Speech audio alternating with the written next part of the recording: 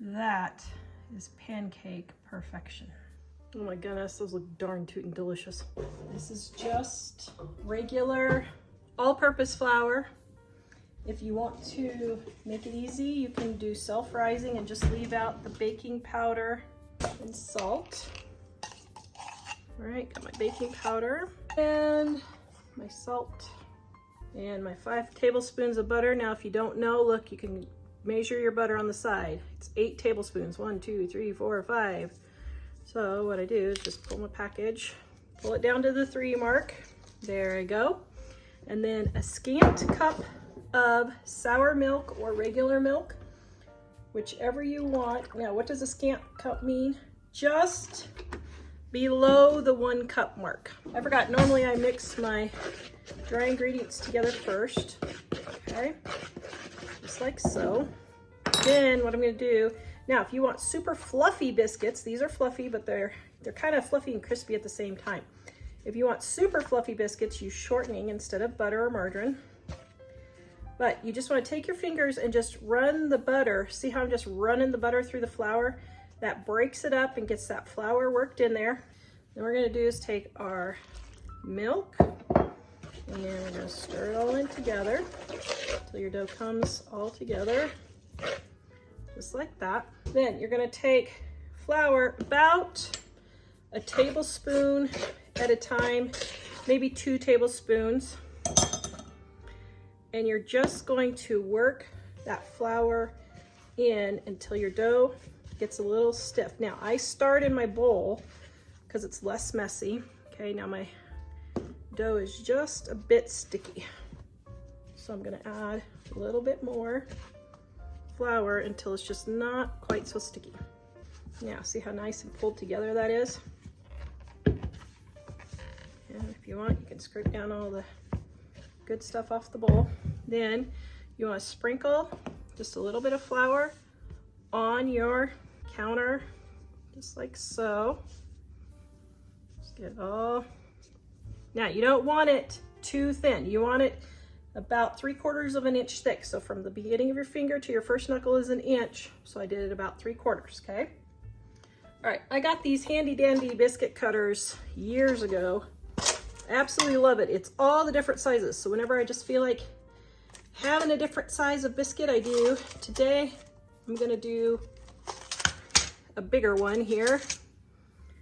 This is 2 1/4 inches. You can do 2 inches, whatever you want, 3 inches. Okay, so just right there. And if you just push straight down, then your biscuits, the sides, if you twist it, the sides will kind of seal and then they don't rise as much. And then here's another trick. If you want crispy biscuits all around, separate them. If you like fluffy biscuits, set them really close together, leaving just a bit of space. You could probably leave just a titch more. Then your last dog biscuit is cooking with Dutch oven cooking. Mike used to produce and edit that show on PBS. Anybody remember that show? He called this the dog biscuit. Okay, so we're gonna put the dog biscuit there. All right, we're gonna put this in our oven and bake it. Oh my goodness, I have perfect biscuits with my sour milk. My family is gonna be so happy. When Jack comes home from school, he is gonna break these out. I know. Oh my goodness, those look darn tootin' delicious. The way I save sour milk is when my milk has gone sour, Jack is the only one who drinks it in our family. So it's hard for him to use a whole gallon in the 2 or so weeks. Each of these is 2 tablespoons. So I just pour my milk in and fill it up. And then I know that 2 of these is a 1/4 cup and 8 of them, 2, 4, 6, yeah, and 8 of them is a cup. What are these? It is sour milk cubes. From our Dining on a Dime cookbook? Yes. Volume Wait, 1. really? Yep. Oh. What is it? Huh? What are they? So it's milk that's gone sour, and you freeze it in ice cube trays, and then you use it for baking. Because sour milk and baking makes everything fluffier and tastier.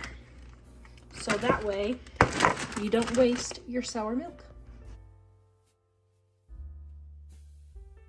Okay, the next thing for sour milk is muffins. They're 2 tablespoons each, and I need a half a cup. So there are 16 tablespoons in a cup, so I need 8 of these. So there's 1, 2, 3, I need 4 of these. I need 8 tablespoons. So right there's a half a cup of sour milk. Then all I'm gonna do is throw it in the microwave right there and get those melted, and then I'm gonna put the rest of my ingredients in for my muffins. This recipe is Mom's Sweet Muffins right there on page 65 in our Dining on a Dime cookbook. Also, it's on our website, so you can find the link in the description below. And it's hot milk like this. What I do is I put my flour in first, and then that will cool it down. Or I could put my oil in or anything like that, that's fine. Then it will be cool for when I put my egg in. I don't know what my family did with my measuring cup. They unload the dishwasher and put it in all kinds of places. So I appreciate them unloading the dishwasher though. I just can't find things sometimes.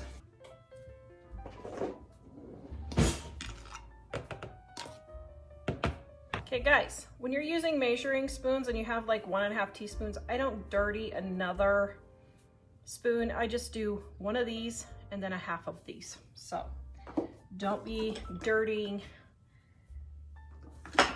extra utensils when you don't need to. See, like I need a half a teaspoon of baking soda. There we go. I know all the professional bakers will have a cow about this, but hey, they can deal with it.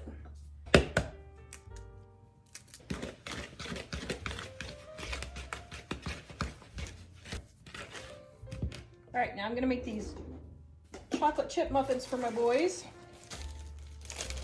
I just have some mini chocolate chips here that the bag broke open. Now, look, I only put about 2 tablespoons of chocolate chips in there. Well, maybe I'll put 3.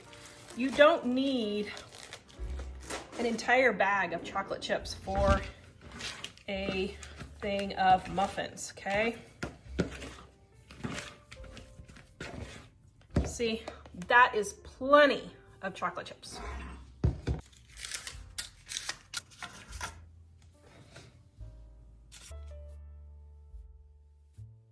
Another use for sour milk is bread dough. So I've got my water and my yeast. And for this one, I'm just adding a titch of sugar. Okay, I'll let my yeast proof, which means it gets all poofy. So I'm gonna leave this for just a minute so you can see the transformation. And then I'm gonna add my sour milk. All right, you can see it got all nice and poofy. I'm gonna put in my sour milk and my salt. Now, this recipe is in my Dining on a Dime cookbook, volume 1. I'm making cheeseburger rolls tonight. This is my 90-minute dough.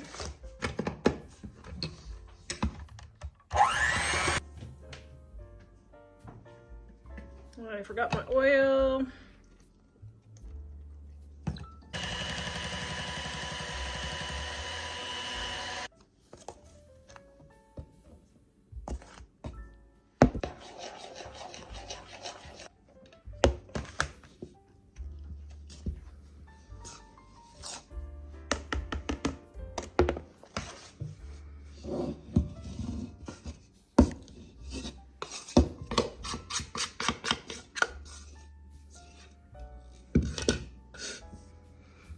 Okay, now we're gonna knead it. All right, my bread is nice and smooth. You can see how nice and smooth that is. So I'm gonna take my bowl, spritz it with oil, spritz the top with oil. I'm gonna let this rise for about 30 minutes. You can see my dough has started to rise. Now I'm gonna break this up into 2 because I think 1 will be too long for my pan. And I'm going to roll this out. Look at that beautiful bread dough. I hope my family doesn't revolt because I'm making these cheeseburger rolls with Italian cheese because it's all I've got on hand. I haven't stocked up at the grocery store lately.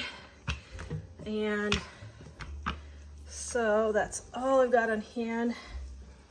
I don't know if I have anything else either. So I got my hamburger cooking in the background. Here's a little tip for saving money on beef right now. These patties that come in the big box, they are still $3.67 a pound where I'm at, instead of $5 to $6 a pound for a roll of ground beef. So I'm using these patties for my cheeseburger rolls today. Looks like it's just gonna have to be Italian style cheese for this batch. So like I said, I hope that they don't revolt. And I'm sprinkling with seasoned salt. I've got seasoned salt in my cheeseburger roll, but I'm going to go ahead and do a little bit on my hamburger. Okay, I'm gonna put half my hamburger on this one. Okay, then I'm just gonna roll it up just like this. And I'm going to seal the edges all the way around and put it edge down on my baking tray. All right, gonna let that rise again. Forgot on my first one to put my butter, get my cheese on here, and the rest of my hamburger.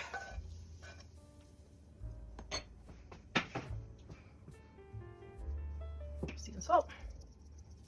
And rolling it up. See, I just pinch the edges, just like that. There we go. Now let that rise about 15, 20 minutes. All right, so they are looking nice and risen. My stove is at 350.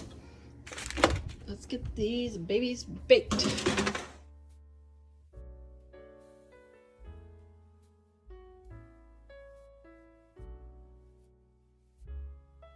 I am making pancakes.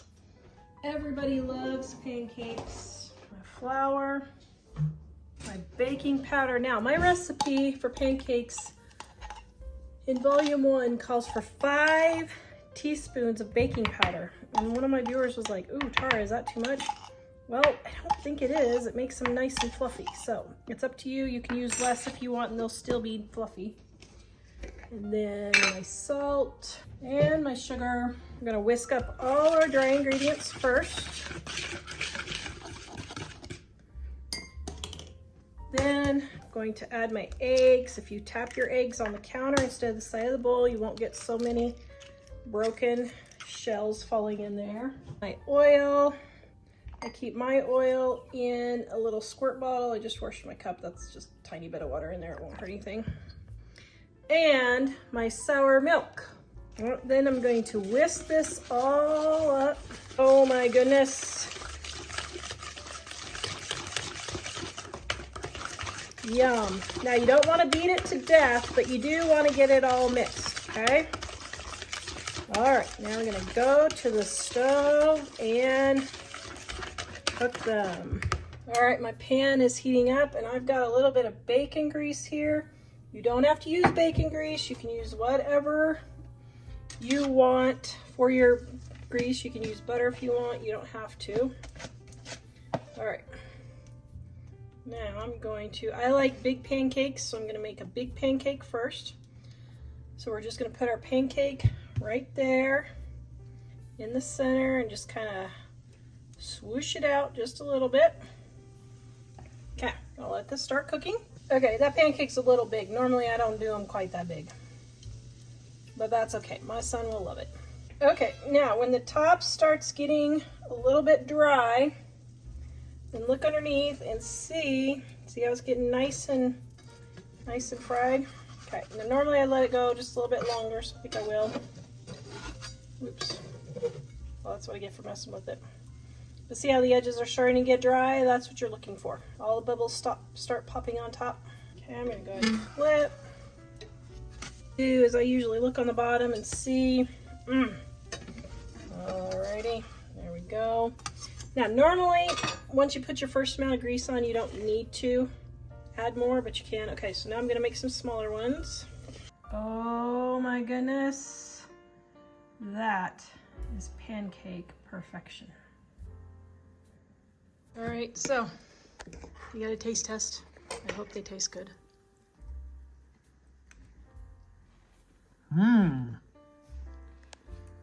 Very good, very amazing. Delicious.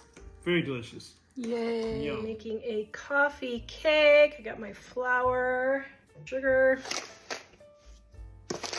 salt, baking powder. I'm going to whisk these all together. Then I'm going to take my shortening. I'm not measuring because I've got this recipe memorized. So for my shortening, what I do is I just break it up with my fingers. So I just very gently smash it. Then I'm going to set to the side flour mixture for my topping. Okay, let me wash my hands. Now this works great with sour milk. Put it in. There we go. Stir this around. Got my pan. I'm going to spray. Just like so. And just like this. Spread all around. Then what I'm going to do is I have my melted butter with my topping, and then I'm going to add my cinnamon, or this is my flour, extra flour for the topping mixture, and my brown sugar. Whoa! Well, it's going to be extra sugary today. Did not mean to do that. Then I'm going to mix. If you want, you can use your fingers, which I do also. This is my coffee cake, and I'm going to sprinkle my crumb topping all over. I'm going to break up the big pieces, spread around. Now we're going to put this in the oven. All right, I got my coffee cake out. Now, here's how I'm going to test to see if it's done. I put a knife in the center, and if it comes out clean, it's done. But see how it didn't come out clean? It's not done yet, so it needs about 5 or 10 more minutes.